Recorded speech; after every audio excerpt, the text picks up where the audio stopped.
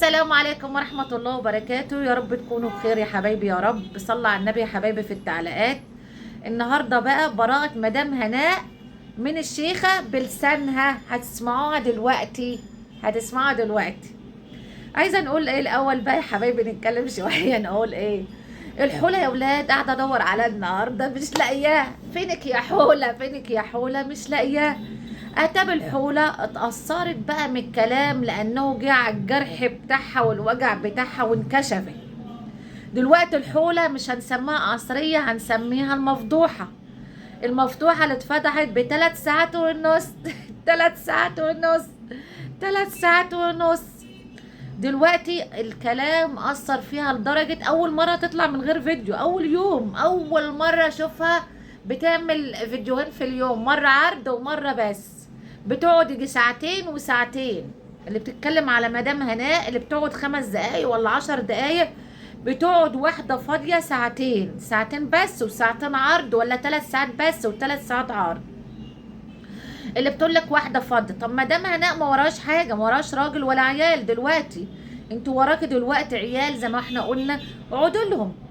دلوقتي المفضوحه قصريه ما جاتش، يعني الكلام اثر. يعني عشان تعرفي اللي هي مجرد استاذ هشام المحترم طلعك وبينك على حقيقتك وكشفك، اتأثرت ازاي؟ وكله بالدليل. استاذ هشام المحترم كله بالدليل، وكان عايز يطلع لك صور بالدليل وكل حاجة بالدليل.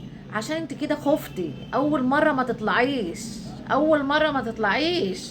بس زمان الحولة دي بقى بتقعد تفتش دلوقتي، وتقعد بقى تفتش وتفلي وتعمل وتبحث وتفلي الفيديوهات. عايزة تطلع اي غلطة في مدام هناء، بالرغم ان مدام هناء مشغولة الايام دي يا حبايبي. قالت لنا هي هتبقى مشغولة في ايه دلوقتي. بس دلوقتي برضك هتطلع لها اي حاجة، لازم هتطلع دلوقتي بس 3 ساعات الحولة دي، وهتورينا المفضوحة ايه كل حاجة. هنشوف يا مفضوحة 3 ساعات ونص. يعني احنا استاذ هشام قال سبحان الله، قال لك طلعت فاروق، قال لها ما احنا كنا عيش وملح مع بعض. الراجل ما عرفش يكذب، قال لها كنا عيش وملح مع بعض. والناس تقول لك طب طلعوا على مدام هناء، هيطلع على ايه؟ مدام هناء محترمه الحمد لله، وكله عارف باحترام. حتى حكايه النطع الباغل العجل جوز اختها الجوكندا، اما طلع وقال الفنادق، هتشوفوا دلوقتي اللي طالع دلوقتي متغاظ من جوز اختها. دلوقتي وبيسب فيه ويقول ده عمل معرفش ايه تحار راشين. مع مين يا جزمه؟ مع مين؟ طلع مع مين؟ انت عشان الناس مكبرينه وعارفين اللي هو محترم، ومدام هناء ادته المفتاح، الغله عاملك منه وعايز تطلع على اي حاجه زي ما طلعت على مدام هناء والشيخه اهي. هوريكم الفوزات دلوقتي برأتها. عايز تطلع على اي حاجه وخلاص. الغله عاملك منه لانه مكبرينه. اللي بقول لك انا معايا الشنطه وفيها الدليل. هيدوك شنطه ايه؟ شنطه ايه يا كد؟ شنطه ايه يا اللي بتشرب ايه؟ شنطه ايه؟ الشنطه فيها فيل؟ الشنطه فيها ايه؟ اذا كان زي منصب اللي انت بتقول عليه كان يبقى معاه جوز اختها الكبير ده المحترم، كانت يبقى الشنطه معاه لو في اوراق مهمه ولا حاجه. ما طلعتلناش ليه الشنطه فيها ايه؟ ليه؟ لا هم الداعمين الحاجه فاطمه واللي غيرها بتوع الحاجه فاطمه، عارفين اللي جابت لكم الانتريه والحاجه اللي هتبيعوها ان شاء الله وتقعدوا على البلاطه بعد كده. من كده هتقعدوا عليها. دلوقتي طلعت عليها عايزين تجيبوا اي غلط على مدام هناء، تقول استغفر الله العظيم يا رب. الفنادق ما اللي يمسها يا عجل يا باغل، يا اللي عايش على قفا مراتك، يا اللي اهلها قعدوا يصرفوا عليك من اول جوازهم. دلوقتي عايزه تعمل قناه على حسها. على راي الناس بيقول لك لو عملت والداعمين اللي انتوا الداعمين اللي بتعملوها، والله الراجل ده لو مسك فلوس والفلوس جريت في ايده هيطلق الست دي ويروح يشم مع حد تاني، او يعمل مزاج مع حد تاني. خلاص هيغير بقى. عايزه اقول لكم يا حبايبي دلوقتي اهي الشيخة اهي طلعت ضميرها الحمد لله، ضميرها عمل شوية من اختها هناء، وقالت ايه؟ قالت ايه؟ كلمت العجل الباغل، قالت له ازاي تقول عليها فنادق والكلام ده. قال ايه؟ اسمعوا بقى يا حبايبي. رجع رصاصه وهو قال لي انا ما قلتش كده. قلت ما ينفعش قال انا ما قلتش كده. عشان اكيد كلمه ممكن تاخدها على القناه، ما ينفعش قصه المنصرات، ما ينفعش. الغلط غلط والصح صح. شفتوا يا حبايبي؟ قال انا ما قلتش كده، انا ما قلتش كده. يعني قالت ايه؟ قالت له انت قلت كده؟ قال انا ما قلتش كده. يعني هو جابها كده ايه؟ يعني ايه قالها كده بس عشان الدعم، وعشان الداعمين قالوا له ايه؟ خد الحاجه فاطمه وغيرها قالوا له اتكلم في اي حاجه، عايز يجيب اي غلط عليه. لكن مدام هناء محترمه جدا. مدام هناء يا جماعه ربت وشقت على اولادها في الغربه البنات. مدام هناء اشتغلت بيعايروها اللي هي بس اشتغلت زي ما هي قالت كده بشرفها. حسبي الله ونعم الوكيل عليك يا قصريه يا مفضوحه، يا 3 ساعات ونص اللي انتي حسيتي الوجع اللي تقولي ده داخله حامل، ده داخله حامل من جوزها الاولاني، ده ولادها حوامل، ده بكره حالا تقول لك ده اختفت، ده ما اعرفش البنت بنتها ايه حسبي الله ونعم الوكيل. ونيجي بقى في القنوات التانية، دينا العاهرة اللي مسكت أستاذ سيد وطلعت على حس مدام هناء، اللي هي والله العظيم اللي هي استعنت وكلمت واحدة زيك وادت لها سعر، وكلمت واحدة زيك، ومشيت مع واحدة زيك وكلمتها، عايزة تعلى على حسها برضك على حس مدام هناء. حسبي الله ونعم الوكيل يا دينا يا عارة اللي انتي مسكت استاذ سيد المحترم برضك وقاعده تقول عليه كلام. كنت عايزه اجيب لكم الفيديو والله، هجيبه لكم ان شاء الله، هجيبه لكم ما يبان بس ما تجيب سيرتي.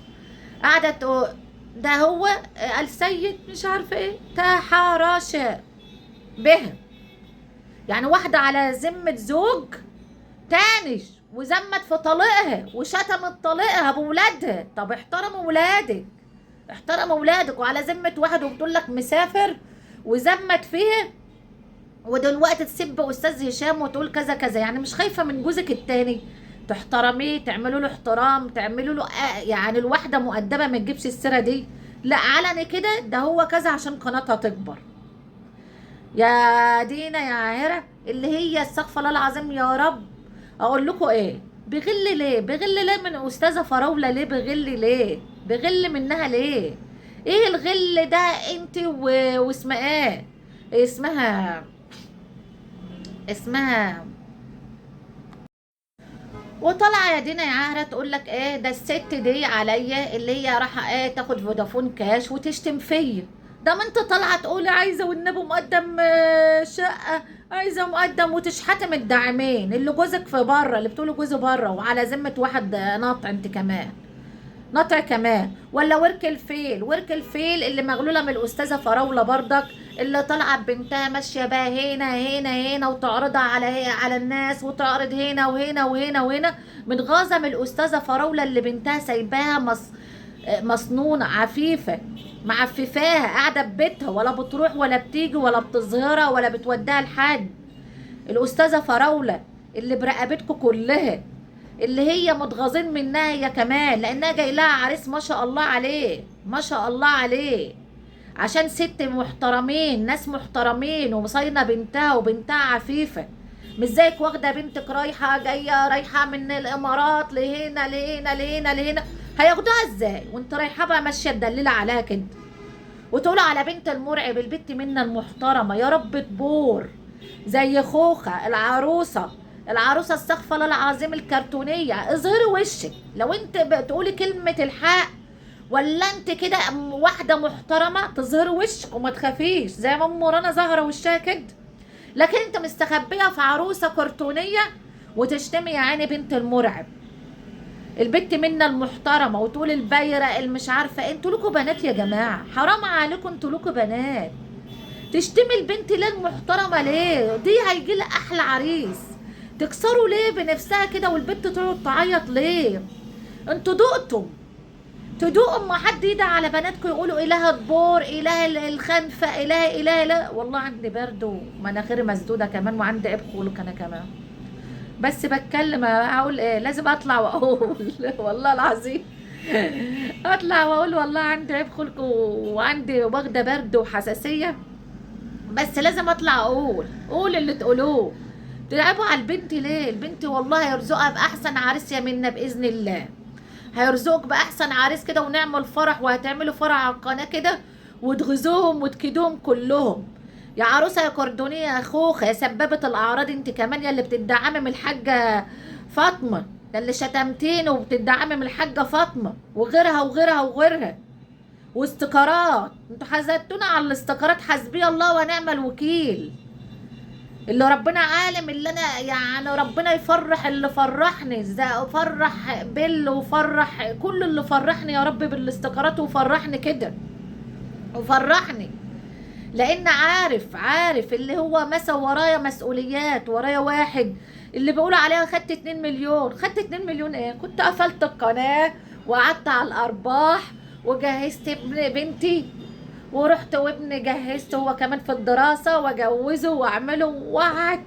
والله العظيم ما كنت اشتغلت على القناة لو خدت 2 مليون خالص، كنت قفلت القناة خالص وقعدت وعشت على الارباح والله، وجهزت بنتي وجهزت ابني، وابني في الدراسة بياخد، انتوا عارفين مصاريف الكلية عاملة ازاي والله، وقفلت القناة خالص والله. بس لازم اتكلم برضه، لازم اتكلم وافضل ادافع عن مدام هناء والله لاخر نفس في حياتي، لاخر نفس في حياتي لازم ادافع عن الست المظلومه دي اللي انتوا ماسكينها كلكم، اذا كان ورك الفيل ولا خوخه ولا اسماء، حسبي الله ونعم الوكيل عليكم.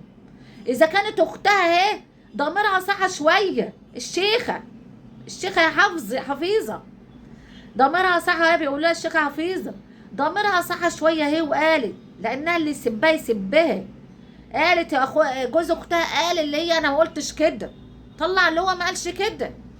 عرفتوا يا جماعه؟ حسبي الله ونعم الوكيل، سيبوها في حالها بقى، هي دلوقتي مشغوله، وحتى وهي مشغوله هيقولوا هي فين. حسبي الله ونعم الوكيل، هيطلعوا بردك مش لاقيين حاجه غير مدام هناء. حسبي الله ونعم الوكيل عليكم، كل اللي يتكلم عليها ابعدوا عنها بقى، حسوا باللي هي حساه.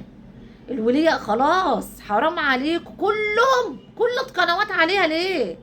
وما طلعت ام رنا وعرفت الحقيقه، انا عرفت الحقيقه من جيرانها وقالوا لي الست دي والله العظيم يا جماعه، الست دي طبعا منظمه بتحاربها. اذا كان هو اسمه عادي، ده عادي اللي هو رضا، عادي ده هو ساكت ما بيتكلمش ليه؟ لانها وراها حرب بيدوها بيدفعوا لها، وعايش على قفا الستات. ان شاء الله القرعه هتكتشف على الحياه وهترمي رميه الكلاب يا مدام هناء، وهياخد لك حقك ان شاء الله، بكره هياخد لك حقك من كل اللي ظلمك باذن الله، وربنا معاكم وينصرك يا رب، ويسعد كل اللي يسعدني يا رب، ويسعد كل اللي ساعدني وفرحني يا رب. يلا يا حبايبي ما طولش عليكم، اما نشوف الحوله هتطلع بالليل تقول ايه، نرد عليها ان شاء الله المفضوحه ام 3 ساعات ونص